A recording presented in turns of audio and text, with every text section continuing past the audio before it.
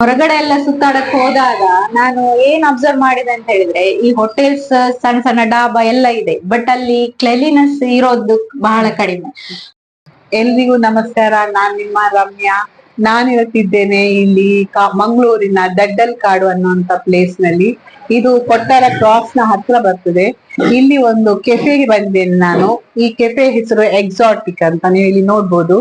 ಈ ಕೆಫೆಯ ಅನ್ನು ಹ್ಯಾಂಡಲ್ ಮಾಡುವವರು ಅಂದ್ರೆ ಓನರ್ ಪುಷ್ಪಾವತಿ ಅಂತ. ಅವರು ಕಳೆದ 15 ವರ್ಷದಿಂದ IT ಕಂಪನಿಯಲ್ಲಿ ಕೆಲಸ ಮಾಡ್ತಾ ಇದ್ರು. ಈಗ ಅವರಿಗೆ ಮೊದ್ಲಿಂದಲೂ ಈ ಕೆಫೆಯ ಬಗ್ಗೆ ಒಂದು ಇಂಟ್ರೆಸ್ಟ್ ಇತ್ತು ಮಾಡ್ಬೇಕು ಅಂತ.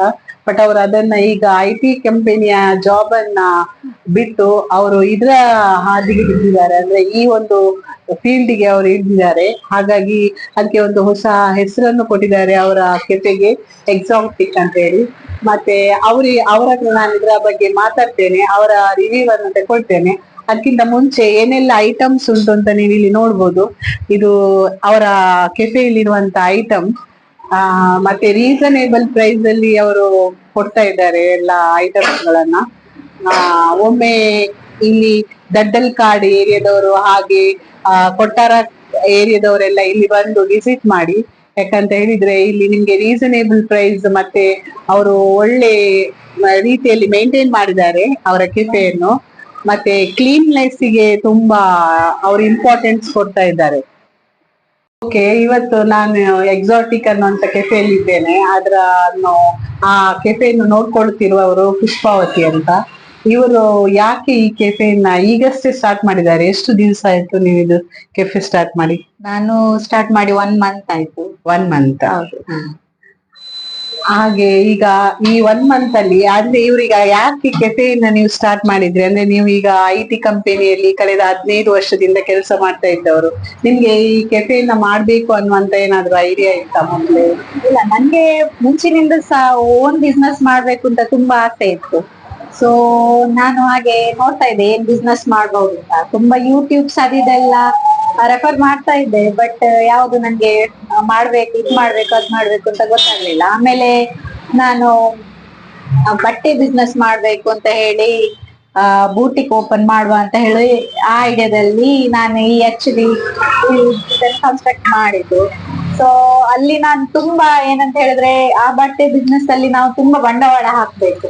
ಹಾಗಾಗಿ ನನ್ಗೆ ಅದೇನೋ ಅಂದ್ರೆ ಅದು ಲಾಂಗ್ ಟರ್ಮ್ ಅಲ್ಲಿ ಪ್ರಾಫಿಟ್ ಸಿಗ್ಬಹುದು, ಬಟ್ ಈಗಿಂದ ಪ್ರಾಫಿಟ್ ಸಿಗುವ ಬಗ್ಗೆ ನನ್ಗೆ ಗೊತ್ತಾಗ್ಲಿಲ್ಲ. ಸೊ ನಾನು ಹೀಗೆ ಹೊರಗಡೆ ಎಲ್ಲ ಹೋಗ್ತಾ ಇರುವಾಗ ಈ ಎಗ್ ಬಿಸ್ನೆಸ್ ಮತ್ತೆ ಹೊರಗಡೆ ಈ ಗಾಡಿಯಲ್ಲಿ ತಿಂಡಿ ಮಾರೋದು ಬಗ್ಗೆ ನಾನು ನೋಡ್ತಾ ಇದ್ದೆ. ಸೊ ಆ ಕಾನ್ಸೆಪ್ಟ್ ಅನ್ನು ಇಟ್ಕೊಂಡು ನಾನು ಯಾಕೆ ಸ್ಟಾರ್ಟ್ ಮಾಡಬಾರ್ದು ಅಂತ ಒಂದು ಯೋಚನೆ ಮಾಡಿದೆ. ಅದ್ರಲ್ಲೂ ಇನ್ನೊಂದು ಮೇನ್ ಆಗಿ ಏನಂತ ಹೇಳಿದ್ರೆ, ನಾನು ಹೆಚ್ಚಾಗಿ ಹೊರಗಡೆ ತಿಂಡಿ ತಿನ್ನುವ ನೋಡಿದಾಗ ಹೆಚ್ಚಾಗಿ ನೀಟ್ನೆಸ್ ಇರೋದಿಲ್ಲ, ಸ್ವಚ್ಛತೆ ಇರೋದಿಲ್ಲ. ಜನ ಕ್ಲೆನ್ಲಿನೆಸ್ ಗೆ ಮತ್ತು ಇಲ್ಲಿ ತುಂಬಾ ಟೇಸ್ಟ್ ಆಗಿ ಸಿಗ್ತದೆ ಫುಡ್ ಅಂತ ಹೇಳ್ಕೊಂಡು ಬರ್ತಿದ್ದಾರೆ. ಆಮೇಲೆ ನಂಗೆ ಇದು ಕೂಡ ಇತ್ತು, ಅಂದ್ರೆ ಒಮ್ಮೆ ಬಂದ ಕಸ್ಟಮರ್ ವಾಪಸ್ ಬರ್ತಿದ್ದಾರಾ ಇಲ್ವಾ ಅಂತ ನೋಡ್ಬೇಕಿತ್ತು. ಅದು ಕೂಡ ಒಮ್ಮೆ ಬಂದ ಕಸ್ಟಮರ್ ವಾಪಸ್ ಬಂದು ನಮ್ಗೆ ರಿವ್ಯೂಸ್ ಎಲ್ಲ ಹೇಳಿದಾಗ ಅಂತೂ ನಂಗೆ ತುಂಬಾ ಖುಷಿ ಆಯ್ತು. ಒಳ್ಳೆ ರೆಸ್ಪಾನ್ಸ್ ಈಗ ಸಿಗ್ತಾ ಉಂಟು. ಮತ್ತೆ ಇದು ಏರಿಯಾ ಸಹ ಆಕ್ಚುಲಿ ಒಳ್ಳೇದಿದೆ, ಅಂದ್ರೆ ಕಂಪ್ಯಾರಿಟಿವ್ಲಿ. ಯಾಕಂತ ಹೇಳಿದ್ರೆ ಇಲ್ಲಿ ಕೊಟ್ಟಾರ ಕ್ರಾಸ್ ಬರ್ತಾ ಇದೆ, ಹಾಗೆ ಇದು ದಡ್ಡಲ್ ಕಾಡು, ಇಲ್ಲಿ ಏರಿಯಾ ಜನರು ಇರುವಂತ ಏರಿಯಾ. ಹಾಗಿರುವಾಗ ನಾವು ಟೇಸ್ಟಿಗೆ ಮತ್ತೆ ಕ್ಲೀನ್ಲಿನೆಸ್ ಗೆ ಒಳ್ಳೆ ಇಂಪಾರ್ಟೆಂಟ್ ಕೊಟ್ರೆ ಖಂಡಿತವಾಗ್ಲೂ ನೀವು ಇದರಲ್ಲಿ ಇಂಪ್ರೂವ್ ಆಗ್ಬಹುದು. ಅದು ಅಂದ್ರೆ ನಾನು ಏನಂತ ಹೇಳಿದ್ರೆ, ಇದು actually residential area, commercial area ಅಲ್ಲ. ಹಾಗಾಗಿ ನಂಗೆ ಸ್ವಲ್ಪ ಹೆದರಿಕೆ ಇತ್ತು. ಅಂದ್ರೆ ಕಮರ್ಷಿಯಲ್ ಏರಿಯಾದಲ್ಲಾದ್ರೆ ಎಲ್ಲ ಸೆಲ್ಲರ್ಸ್ ಎಲ್ಲ ಇರುವಾಗ ಅಲ್ಲಿ ಬರೋದು ಸಾಮಾನ್ಯ, ಬಟ್ ರೆಸಿಡೆನ್ಷಿಯಲ್ ಏರಿಯಾದಲ್ಲಿ ಈ ರೀತಿ ರೆಸ್ಪಾನ್ಸ್ ಕೊಡ್ತಾರೆ ಅಂತ ಹೇಳಿ ಭಾರಿ ಖುಷಿ ಆಯ್ತು ನನ್ಗೆ. ಮತ್ತೆ ಅಂದ್ರೆ ಹೌದಿದು ಕನೆಕ್ಟೆಡ್ ರೋಡ್, ಅಂದ್ರೆ ಆ ಕಡೆ ಕೊಟ್ಟಾರ ಕ್ರಾಸ್ ಇದೆ, ಆಮೇಲೆ ಇಲ್ಲಿ ಇನ್ಫೋಸಿಸ್ ಗೆ ಕನೆಕ್ಟ್ ಆಗುವ ರೋಡ್ ಇದೆ, ಮತ್ತೆ AJ ಹಾಸ್ಪಿಟಲ್ ಗೆ ಕನೆಕ್ಟ್ ಆಗುವ ರೋಡ್, ಕಾಪಿಕಾಡ್ ಕನೆಕ್ಟ್ ಆಗುವ ರೋಡ್, ಇದ್ರ ಮಿಡ್ಲ್ ಅಲ್ಲಿ ಇದಿದೆ. ಇದ್ರ ನಂತರ ಜನಗಳ ರೆಸ್ಪಾನ್ಸ್ ನೋಡಿ ನಂಗೆ ತುಂಬಾ ಖುಷಿ ಆಯ್ತು. ಮತ್ತೆ ಅಡಿಗೆನೆ ಮಾಡಕ್ ಬರಲ್ಲ, ಮತ್ತೆ ಹೇಗೆ ನೀನು ಅಡಿಗೆಯ ವಿಚಾರಕ್ಕೆ ಬರ್ತಿ ಅಂತ ಹೇಳ್ಕೊಂಡು. ಸೊ ನಾನು ನಮ್ಮ ಫ್ಯಾಮಿಲಿ ಗ್ರೂಪ್ ಇದೆ, ಅಲ್ಲಿ ಕೇಳಿದೆ ನಿಮ್ಗೆ ಯಾರಿಗಾದ್ರೂ ನನ್ ಜೊತೆ ಬಿಸ್ನೆಸ್ ಜೊತೆ ಸೇರ್ಬೇಕು ಅಂತ ಮಾಡ್ಬೇಕು ಅಂತ ಇಂಟ್ರೆಸ್ಟ್ ಇದೆಯಾ ಅಂತ. ಸೊ ನನ್ನ ಅಕ್ಕನ ಮಗಳು ಇದ್ಲು, ಅವಳು ನಾನು ಮಾಡ್ತೇನೆ ಅಂತ ಹೇಳಿದ್ರೆ. ಆಕ್ಚುಲಿ ಅವಳು ಡಿಗ್ರಿ ಹೋಲ್ಡರ್, ಈಗ್ಲೂ ಕಲಿತಿದ್ದಾಳೆ ಇನ್ನು. ಸೊ ಅವಳು ಹೇಳಿದ್ದು ನಾನು ಬರ್ತೇನೆ, ನಾವಿಬ್ರು ಮಾಡುವ ಅಂತ ಹೇಳ್ಕೊಂಡು. ಅಂದ್ರೆ ನಂಗೆ ಕೆಲವೊಂದು ಏನಂತ ಹೇಳಿದ್ರೆ ಇಂಗ್ರೀಡಿಯೆಂಟ್ಸ್ ಹಾಕುವಾಗ ಸ್ವಲ್ಪ ವ್ಯತ್ಯಾಸ ಆಗುತ್ತೆ. ಸೊ ನಾನು ಅದಕ್ಕೆ ಅದ್ರ ಪ್ರಿಪರೇಷನ್ ಅಲ್ಲಿ ಹೆಚ್ಚಾಗಿ ಇರೋದಿಲ್ಲ. ಸೊ ನನ್ನ ಅಕ್ಕನ ಮಗಳು ಅದ್ರಲ್ಲಿ ಎಲ್ಲ ಚೆನ್ನಾಗಿ ಅಡಿಗೆ ಮಾಡ್ತಾರೆ. ಮತ್ತೆ ಈಗಿನ ಮಕ್ಕಳಿಗೆಲ್ಲ ಮ್ಯಾಗಿ ಅದೆಲ್ಲ ಮಾಡೋದು ತುಂಬಾ ಕ್ರೇಜ್, ಹಾಗಾಗಿ ತಿನ್ನೋದು ಸಹ ತುಂಬಾ ಕ್ರೇಜ್. ಹಾಗಾಗಿ ಅವಳು ತುಂಬಾ ಚೆನ್ನಾಗಿ ಮಾಡಿದ ಅಂತ ಹೇಳಿದ್ರೆ ಈಗ ಸ್ವಲ್ಪ ಹೆಲ್ತ್ ಕಾನ್ಶಿಯಸ್ ಇರೋರು ಜಾಸ್ತಿ, ಅಂದ್ರೆ ಎಣ್ಣೆಯಲ್ಲಿ ಕಾಯಿಸಿದ ವಸ್ತುವನ್ನು ಸ್ವಲ್ಪ ತಿನ್ನೋದು ಕಡಿಮೆ. ಹಾಗಾಗಿ ಏರ್ ಫ್ರೈಡ್ ನಾವು ಮಾಡುವ, ಅಂದ್ರೆ ಈಗಿನ ಜನರೇಷನ್ಗೆಲ್ಲ ಫ್ರೆಂಚ್ ಫ್ರೈಸ್, ಮೋಮೋಸ್, ನಗೆಟ್ಸ್ ಇಂಥದ್ದೆಲ್ಲ ತಿನ್ಲಿಕ್ಕೆ ಇಷ್ಟಪಡ್ತಾರೆ. ಹಾಗಾಗಿ ನಾವು ಏರ್ ಫ್ರೈಡ್ ತಂದ್ವಿ. ಆ ಮಿಷನ್ ಅಲ್ಲಿ ತುಂಬಾ ಒಂದು 500 ವೆರೈಟಿ ಬೇರೆ ಬೇರೆ ಮಾಡ್ಬೋದು ನಾವು. ಸೊ ನಾವ್ ಈವನ್ ಕಬಾಬ್ ಟ್ರೈ ಮಾಡಿದಾಗ ತುಂಬಾ ಟೇಸ್ಟಿ ಆಗಿತ್ತು. ಹಾಗಾಗಿ ಇಲ್ಲಿ ಹತ್ರದಲ್ಲೇ ಒಂದು ಜಿಮ್ ಕೂಡ ಸ್ಟಾರ್ಟ್ ಆಗಿದೆ. ಹಾಗಾಗಿ ಜನಗಳು ಹೆಚ್ಚಾಗಿ air fried without oil food ತಿನ್ಲಿಕ್ಕೆ ಹೆಚ್ಚು ಇಷ್ಟಪಡ್ತಿದ್ದಾರೆ. ಹಾಗಾಗಿ ಒಳ್ಳೆ ರೆಸ್ಪಾನ್ಸ್ ಇದೆ. ಮತ್ತೆ ನೀವು ಈಗ ನಿಮ್ಮ ಈ ಹೊಸ ಪ್ರೊಫೆಷನಲ್ಲಿಗೂ ಮೊದಲಿನ ಪ್ರೊಫೆಷನಲ್ಲಿಗೂ ಏನಾದ್ರೂ ಅಂದ್ರೆ ತುಂಬಾ ಡಿಫರೆನ್ಸ್ ಇರ್ತದೆ, ಯಾಕಂದ್ರೆ ಅದು ಬೇರೆ ಬೇರೆ ಶಿಫ್ಟ್ ಅಲ್ಲಿ ಕೆಲಸ ಮಾಡಿದವರು ನೀವು.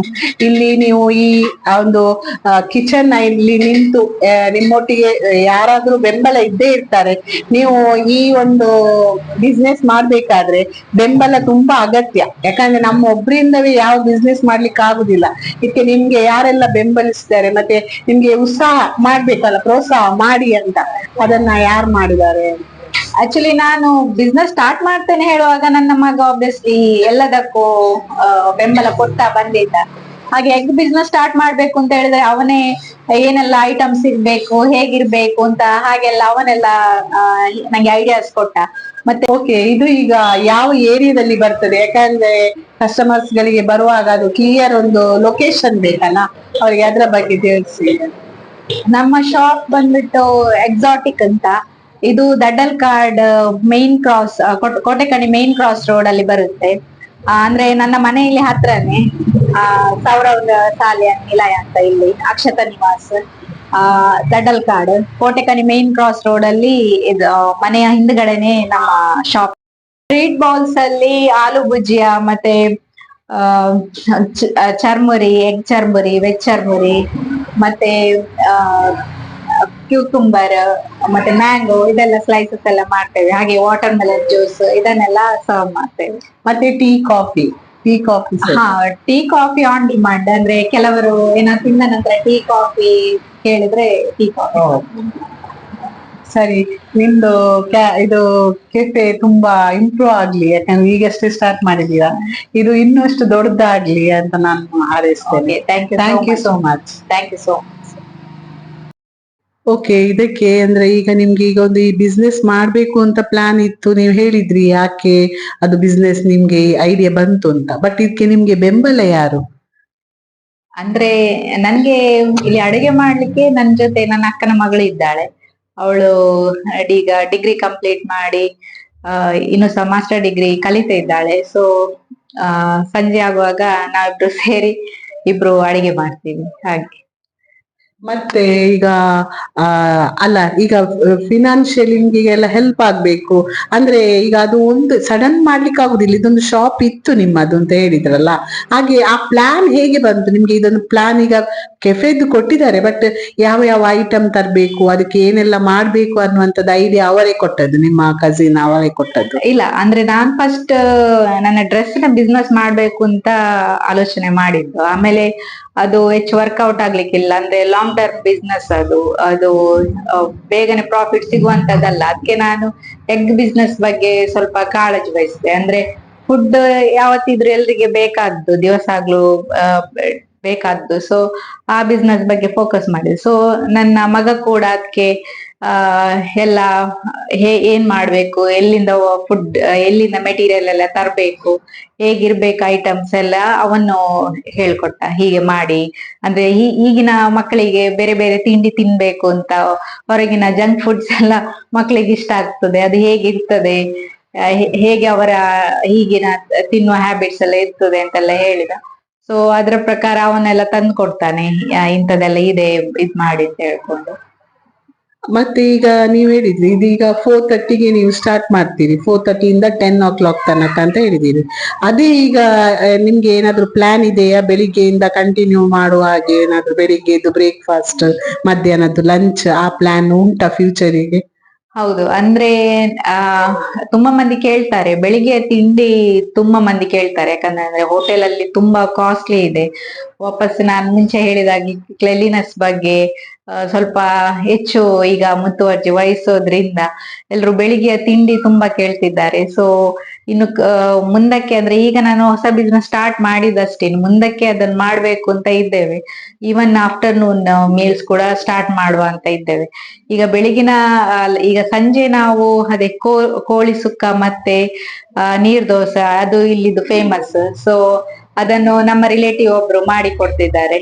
ಹಾಗಾಗಿ ಅದು ತುಂಬಾ ಇಲ್ಲಿ ಫೇಮಸ್ ಆಗಿದೆ, ಎಲ್ರು ಜಾಸ್ತಿ ಅದನ್ನು ತಗೊಳ್ಳಿಕ್ಕೆ ಇಷ್ಟಪಡ್ತಿದ್ದಾರೆ. ಮತ್ತೆ ಈಗ ನೀವೀಗ ಎಗ್ ಐಟಮ್ಸ್ ಎಲ್ಲ ಮಾಡಿದೀರಿ. ಈಗ ನಿಮ್ಮ ಬೋರ್ಡ್ ಅಲ್ಲಿ ನೋಡಿದ್ರೆ ಎಲ್ಲ ಎಗ್ ರಿಲೇಟೆಡ್ ಐಟಮ್ಸ್ ಇದೆ. ಮತ್ತೆ ಚಿಕನ್ ನಗೆಟ್ಸ್ ಆಗಿರ್ಬೋದು, ಚಿಕನ್ ಲಾಲಿಪಾಪ್ ಆಗಿರ್ಬೋದು, ಚಿಕನ್ ಸುಕ್ಕ ಅದೆಲ್ಲ ಮಾಡಿದೀರಿ. ಫಿಶ್ ನ ಬಗ್ಗೆ ಏನಾದ್ರು ಐಟಮ್? ಅಂದ್ರೆ ಮ್ಯಾಂಗ್ಳೂರಲ್ಲಿ ಹೆಚ್ಚಿನವರಿಗೆ ಫಿಶ್ ಇಷ್ಟ ಇರ್ತದೆ, ಬೇರೆ ಊರಿಂದ ಬಂದವರಿಗೆ ಸಹ ಅದು ಇಷ್ಟ ಆಗಿರ್ತದೆ. ಹಾಗಾಗಿ ಅದರ ಬಗ್ಗೆ ಪ್ಲಾನ್ ಇದೆ ಏನಾದ್ರು? ಹೌದು, ಅಂದ್ರೆ ಮಧ್ಯಾಹ್ನದ ಊಟ ಸ್ಟಾರ್ಟ್ ಮಾಡಿದ್ರೆ, ಮಧ್ಯಾಹ್ನ ಮೀಲ್ ಸ್ಟಾರ್ಟ್ ಮಾಡಿದ್ರೆ ನಾನು ಈವನ್ ಫಿಶ್ ಸ್ಟಾರ್ಟ್ ಮಾಡ್ಬೇಕು ಅಂತ ಇದ್ದೇನೆ. ಇನ್ನು ಅದ್ರ ಬಗ್ಗೆ ಪ್ಲಾನ್ಸ್ ಇದೆ. ಅದು ನೆಕ್ಸ್ಟ್ ಇಯರ್ ಅಂದ್ರೆ 2026 ನಂತರ ನಾನು ಅದನ್ನ ಸ್ಟಾರ್ಟ್ ಮಾಡೋ ಯೋಚನೆಯಲ್ಲಿದ್ದೇನೆ. ಫೀಲ್ಡ್ ಅನ್ನ ಬಿಟ್ಟು ಈಗ ಕೆಫೆನ ಇಟ್ಟಿದ್ದಾರೆ. ಕೆಫೆಯಲ್ಲಿ ಬೇರೆ ಬೇರೆ ರೀತಿಯಾದಂತ ಐಟಮ್ ಗಳನ್ನ ನಾನು ಅದನ್ನು ಅಪ್ಲೋಡ್ ಮಾಡ್ತೇನೆ. ಹಾಗೆ ಅವರು ಹೇಳಿದ್ರು ಆಯಿಲ್ ಕಂಟೆಂಟ್ ಅನ್ನ ಕಂಪ್ಲೀಟ್ ಕಡಿಮೆ ಮಾಡಿದ್ದಾರೆ ಕೆಲವು ಫ್ರೈ ಐಟಮ್ಗೆ, ಕಬಾಬ್ಗೆ ಇರ್ಬೋದು, ಫ್ರೆಂಚ್ ಫ್ರೈಸ್ಗೆ ಇರ್ಬೋದು, ಮೊಮೋಸ್ಗೆ ಇರ್ಬೋದು. ಅವರು ಆಯಿಲ್ ವಿದೌಟ್ ಆಯಿಲ್ ಅಲ್ಲಿ ಯೂಸ್ ಮಾಡುವಂತ ಮೆಷಿನ್ ಅನ್ನ ಯೂಸ್ ಮಾಡಿ ಅವರು ಈ ಐಟಮ್ ಅನ್ನ ಕೊಡ್ತಾ ಇದ್ದಾರೆ. ಯಾಕಂದ್ರೆ ಇಲ್ಲಿ ಅವ್ರು ಹೇಳಿದ ಹಾಗೆ ಜಿಮ್ಗೆ ಹೋಗಿ ಬರುವವರು ಸಹ ಇಲ್ಲಿ ಬಂದು ಐಟಮ್ ಗಳನ್ನ ಪರ್ಚೇಸ್ ಮಾಡ್ತೀವಿ, ತಿಂತಾರೆ. ಹಾಗಾಗಿ ಅವರು ಹೆಲ್ತ್ಗೆ ತುಂಬಾ ಕಾನ್ಶಿಯಸ್ ಕೊಡ್ತಾರೆ, ಮತ್ತೆ ನೀಟ್ನೆಸ್ಸಿಗೆ, ಕ್ಲೀನ್ನೆಸ್ಸಿಗೆ ಎಲ್ಲ ಇಂಪಾರ್ಟೆಂಟ್ ಕೊಡ್ತಾ ಇದ್ದಾರೆ. ಹಾಗಾಗಿ ಎಲ್ರು ಇವರಿಗೆ ಸಪೋರ್ಟ್ ಮಾಡಿ. ದೂರದಲ್ಲಿ ಇದ್ದವರು, ಸಿಟಿಯಲ್ಲಿ ಇದ್ದವರು ಸಹ ಬಂದು ವಿಸಿಟ್ ಮಾಡ್ಬೋದು, ಮಾಡಬಾರ್ದಂತ ಏನಿಲ್ಲ. ಹಾಗೆ ಇಲ್ಲಿನ ಏರಿಯಾದವ್ರು ಸಹ ಇವರಿಗೆ ಸಪೋರ್ಟ್ ಮಾಡಿ. ನನ್ನ ಅಡ್ರೆಸ್ ಅನ್ನೆಲ್ಲ ಇದರಲ್ಲಿ ಮೆನ್ಷನ್ ಮಾಡ್ತೇನೆ. ಇವನ್ ಡಿಸ್ಕ್ರಿಪ್ಷನ್ ಅಲ್ಲಿ ಯಾವ್ಯಾವ ಐಟಮ್ ಇದೆ, ಅದಕ್ಕೆ ಎಷ್ಟೆಷ್ಟು ರೇಟ್ ಅನ್ನೋದನ್ನು ಸಹ ನಾನು ಮೆನ್ಷನ್ ಮಾಡ್ತೇನೆ. ಮತ್ತೆ ಈ ಕೆಫೆ ಅಡ್ರೆಸ್ ಅನ್ನು ಸಹ ನಾನು ಮೆನ್ಷನ್ ಮಾಡ್ತೇನೆ. ಸಪೋರ್ಟ್ ಮಾಡಿ. ಹಾಗೆ ನನ್ನ ಚಾನೆಲ್ಗೆ ಸಹ ಸಪೋರ್ಟ್ ಮಾಡಿ.